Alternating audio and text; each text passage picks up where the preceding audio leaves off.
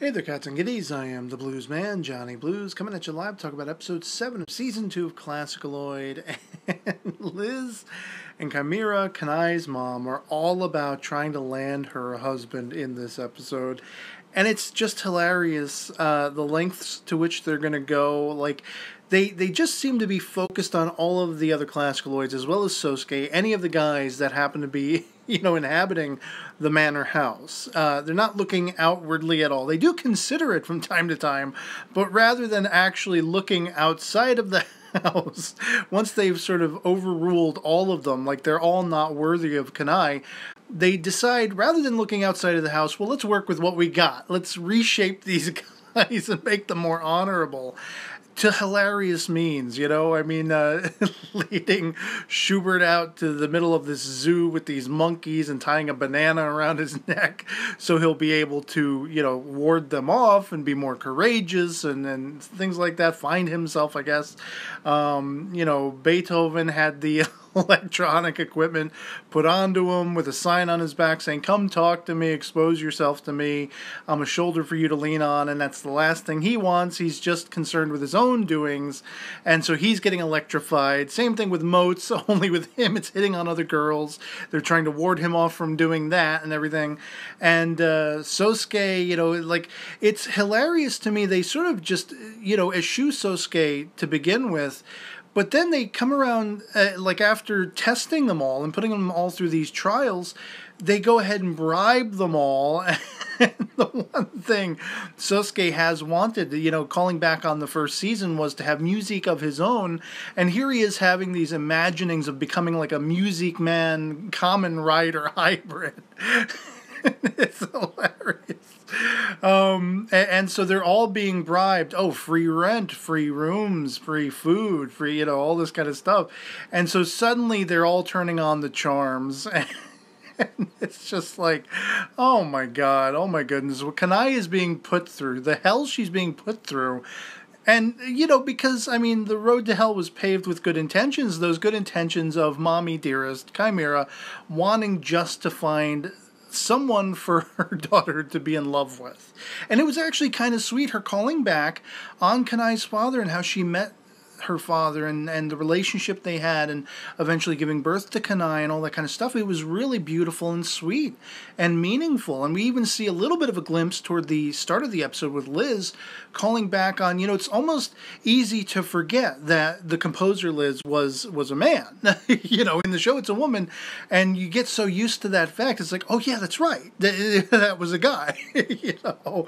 Similarly with Chekhov and everything like that, although it's a little more easy to remember there because they keep referencing it. With Liz, she's just this love-obsessed ClassicaLoid woman, and so when you see those fleeting glimpses of the real Liz, and sort of the contemplating of how soon his own daughter had grown and everything like that, talking about the flower blooms all too soon, or however she puts it. I like that we called, back to the real life of the composer Liz. And I wish we had gotten a lot more, though, frankly. We've spent entire episodes with Chopin and with Schubert and everything like that. And I would love to delve that much more into the life of the real composer Liz, as seen through the eyes of this female ClassicaLoid version. It would be kind of trippy because of that gender swap and everything like that. I think it would be really compelling. And all told, this episode was hilarious.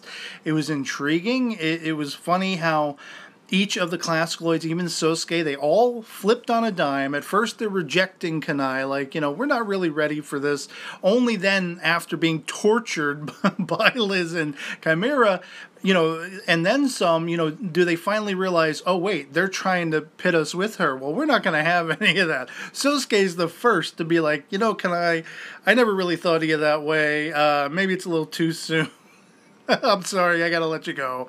And each one successively does that. Beethoven has the most interesting reaction. You turned down my affections once before. I'm not gonna go through that again. I'm not gonna torture myself like that again. And I'm like, oh, snap, because of course I am curious. It does seem like Kanai has a genuine interest in him, and I thought, like when they were going to be considering him, when Liz and Chimera were going to be considering him as a potential suitor, I thought there was going to be a lot more said about him along those lines because of Kanai's seeming interest in him, going back to season 1. And they just kind of completely, like whizzed by that. They didn't really delve into that too much, so I was surprised. And then, of course, calling over to Wa-kun, we find that he has not been spending all that much time at the mansion. He's still sort of pseudo-living there, but he is working in the ARC building under Bach, now being the producer of Classicaski and everything like that. And we see that the chick whose name escapes me off the top of my head from the first season, who was their producer, has now been demoted and all this kind of stuff. And she's feeding Dobo-chan, which, they gave him a different name and everything. They're in disguise. Air quotes. They look so much different, I'm sure. At least in Dobo-chan's case, I can believe it to a point because he looks more like a rhinoceros than a hippo. But with Wa-kun, it's like, they're even saying, Berezovska and Chaikov and this chick, they're all saying, these two seem familiar. Like we might have known them from somewhere. We might have met them before. And all it is like, Wa-kun put on some glasses. It's like the Superman Clark Kent thing there. Like, how are they missing this? I don't know. But again, he talks about the sense of revolution. Musical, sound-laden revolution, melodic revolution is all I can think is what he's really after. And he purports that Bach-sama, in hiring him, recognized his potential to see such a revolution come to pass. And so, wow, he's got a chip on his shoulder and then some, I don't exactly know what it's going to amount to. I just suspect that it's an extension of, as I've touted before, of Bach-sama's own original plan, and we'll just have to wait and see. But yeah, it was hilarious seeing, Chimera and Liz trying to put these guys together with, Kanai, and in the end she figures it all out. And she is properly, understandably livid.